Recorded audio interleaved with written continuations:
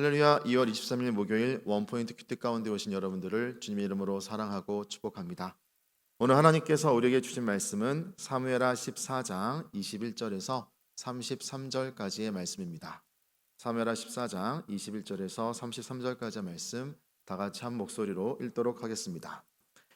왕이 요압에게 이르되 내가 이 일을 허락하였으니 가서 청년 압살롬을 데려오라 하니라.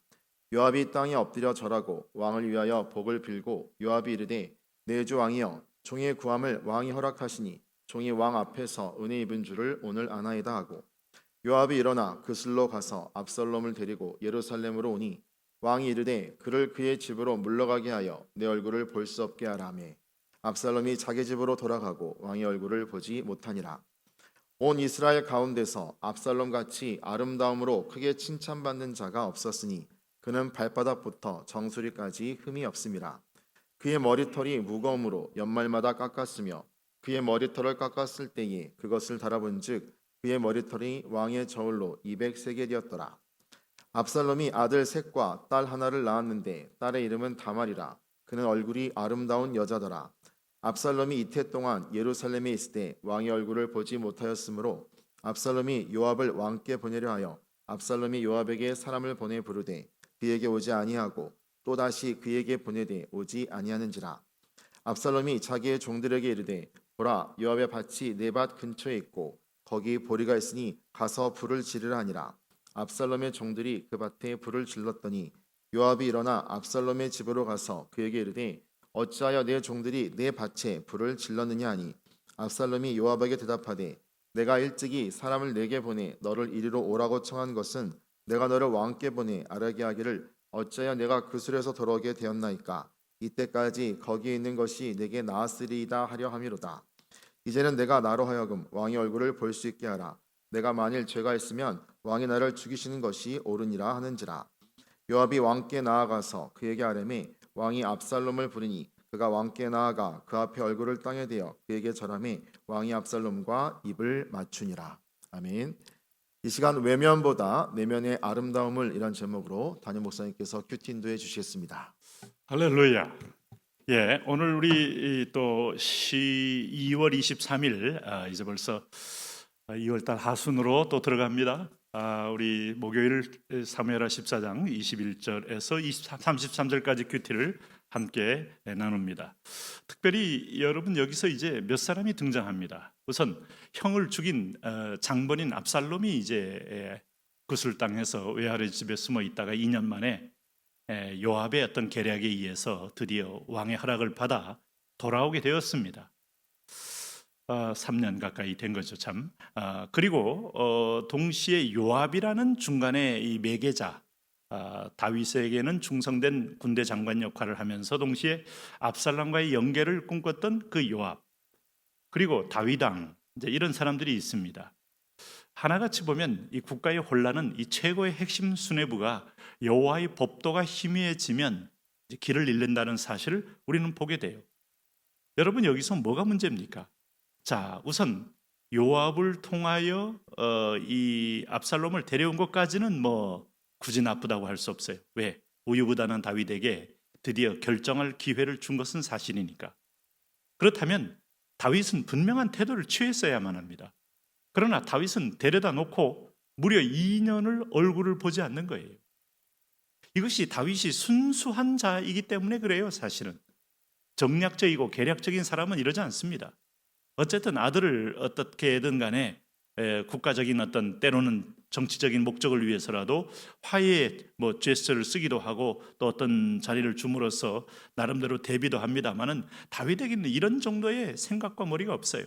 그는 하나님에 대해서는 순전했지만 세상 정사에 대해서는 정말 어두운 사람 중에 하나였다. 목동을 하면서 사람 관계를 많이 맺지 못하니까 사회적 지수는 매우 낮은 인물이었다는 걸 알 수 있어요. 여러분 이게 다 가질 수 없습니다. 절대로. 우리가 모든 것 사회적 지수냐 하나님과의 관계 지수냐 어떤 게 중요하냐 할 때 당연히 하나님과 관계 지수죠. 그런데 정치를 하기 위해서는 그렇다면 끊임없이 하나님을 통하여 계시의 음성을 들어야 돼요. 그게 막힌 이후에는 드디어 이제는 혼란만 생기는 거예요. 사회적 지수가 높은 사람은 관계를 연결하면서 나름대로 하나의 선을 엮어가는 능력은 있습니다. 근데 여기 보니까 왜 2년을 허송세월합니까? 이것이야말로 심각한 다윗의 실수라고 할 수 있어요. 데리고 왔으면 대면한 다음에 네가 왜 그런 일을 행하였느냐? 너는 마땅히 내게 벌을 받아야 되지 않겠느냐? 심지어는 오늘 32절에 압살롬이 그 말하지 않습니까? 압살롬은 일부 각오도 해요. 뭐라고 했습니까? 압살롬이 요압에게 이르되 대답하여 내가 일찍이 사람을 내게 보내 너를 이리로 오라고 청한 것은 내가 너를 왕께 보내 아뢰게 하기를 어찌하여 내가 그 술에서 돌아오게 되었나이까? 이때까지 거기에 있는 것이 내게 나았으리라 하려 함이로라.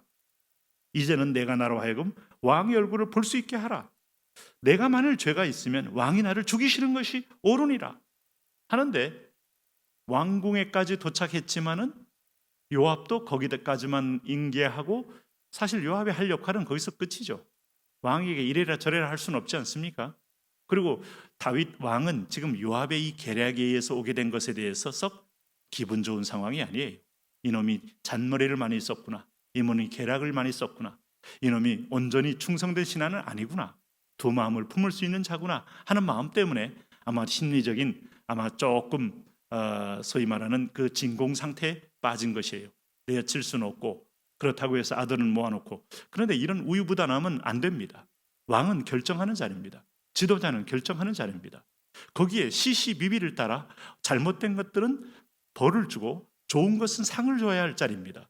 그런데도 불구하고 2년 동안을 거기 뒀을 때 압살롬은 지금 자기 고백이 차라리 내가 구슬에 있는 게 낫다라고 지금 요압에게 말하지 않습니까? 근데 요압도 만나주질 않아요. 아무도 안 만나주는 사이에 오늘 압살롬은 무슨 생각을 했을까요? 이렇게 사느니 차라리 죽는 것이 낫겠다. 이런 마음을 들게 하니까 아버지의 왕권을 내가 먼저 선취를 하면 이 답답함과 어떤 이 엄청난 이 사방에 막혀 있음을 뚫고 내가 충분히 이 이스라엘의 국민들의 칭송을 받는 자리가 될 수 있지 않겠느냐 하는 마음을 키운 것 우리 정황상 충분히 확인할 수 있어요. 여러분, 우리는 각자의 자리마다 사명이 있어요. 그 사명으로 감당해내야 합니다. 요압은 오죽했으면 압살롬이 요압의 밭에 불을 질렀겠습니까? 사람을 아무리 보내도 그저 들은 채만 채 하니 예루살렘 왕께 데려다 놓고는 요압도 더 이상 중간에 너희가 다리를 놨으니 끝까지 한번 다리를 놔달라 하고 압살롬이 보낸 거 아닙니까? 오죽 답답했으면 이렇게 자꾸 보냈겠어요. 네? 그런데 여기 보세요. 29절에 보면 압살롬이 요압을 왕께 보내려 하여 압살롬이 요압에게 사람을 보내 부르되 그에게 오지 아니하고 또다시 그에게 보내되 오지 아니한지라 여러 번 했다는 얘기입니다. 그랬더니 압살롬이 한 말은 요압의 밭에다가 불을 질러라. 이름이 이제 재산상 손실이 직접적으로 있으니까 깜짝 놀라서 누가 이런 일을 행했느냐 하고 찾다가 보면 뭐 압살롬의 종들이 행했나이다 하면 깜짝 놀라 뛰쳐오지 않겠어요? 그렇게 해서 온 거예요. 그렇게 해서 여러분 어느 사회든 간에 두 번째는 소통이 없으면 위기는 점증된다 하는 걸 알 수 있어요. 자, 왕과 신하와의 소통, 왕과 죄인과의 소통, 아들과의 소통, 왕과 가장 중요한 부하의 소통, 어쨌든 간에 어떤 형식으로든 간에 대화는 지속돼야 되고 왕의 의중과 왕의 생각은 서로 소위 말하는 커뮤니케이션이 돼야 되죠. 상호 소통의 문이 열려야 이런 위기는 해소되는 것이지 위기를 쌓아둔 겁니다. 그러니 어느 상황에서 폭발하여 터져 나올 것이라는 것은 지금 이 분위기를 보면 당연하지 않습니까? 그런데 누가 폭발한 겁니까? 결국은 다윗 왕이 폭발한 게 아니고 압살롬이 자기를 스스로 인기 있다고 생각하지 않습니까? 25절 보세요. 온 이스라엘 가운데 압살롬 같이 아름다움으로 크게 칭찬받는 자가 없었으니 그는 발바닥부터 정수리까지 흠이 없음이라. 26절 그의 머리털이 무거움으로 연말마다 깎았으며 그의 머리털을 깎을 때 그것을 달아본즉 그의 머리털이 왕의 저울로 200세겔이었더라. 압살롬이 그의 아들 셋과 딸 하나를 낳았는데 딸의 이름은 다말이라. 그는 얼굴이 아름다운 여자더라. 아버지 다윗의 아름다운 그 미모는 압살롬에게 이어진 것이 틀림없어요. 그리고 압살롬의 딸도 아주 아름다운 미모를 가진 딸로 태어났습니다. 그런데 압살롬이 한 가지 착각한 게 있어요. 이스라엘의 왕은 외모로 세워지는 나라가 결코 아니라는 거예요. 인기로 세워지는 나라도 아니라는 거예요. 오늘 압살롬이 이런 아름다움에 취하여 오늘 이게 보시면은 이스라엘 가운데 칭찬받는 자가 없다는 말이 압살롬의 아마 전 인격을 건 얘기는 아닙니다. 아마 그는 풍모와 외모가 아주 빛났다는 얘기예요. 금발이 휘날리는 머리에 그는 키가 훌쩍하고 어리가 우윳빛처럼 뽀얗고 얼굴이 뽀얗고 그러면서 아주 아름다울 때 왕궁에서 자랐으니 얼마나 귀공자 같은 타입이었겠어요. 사람들이 흠모도 하고 악망도 하고 하지만은 하나님이 세우는 자리지 여론과 국민의 인기가 세우는 자리가 아닙니다. 그리고 이것이 결코 다른 인격적으로도 국민들에게 인기가 있었다는 뜻이 전혀 아닙니다. 압살롬은 이 대목에서 큰 오판을 하고 말아요. 자, 다윗에게 있어서 가장 중요한 건 하나님과 관계고 하나님의 말씀이 내 입에 넣어지는 겁니다. 기계 막히는 순간부터 다윗은 스스로의 판단 앞에 그는 판단 중지에 공허한 진공 상태에 빠지게 되는 걸 볼 수 있어요. 자, 왕이 여러분 이럴 때 국가는 그야말로 국가의 국가호는 엉뚱한 곳으로 항해하게 되는 겁니다. 거기에 도처에 또 다른 여러분 음모론자들이 일어나게 돼 있어요. 이것을 단호하게 질서를 잡아야 할 상황을 놓치게 되면 더 큰 대가를 치르게 되는 것을 볼 수 있습니다.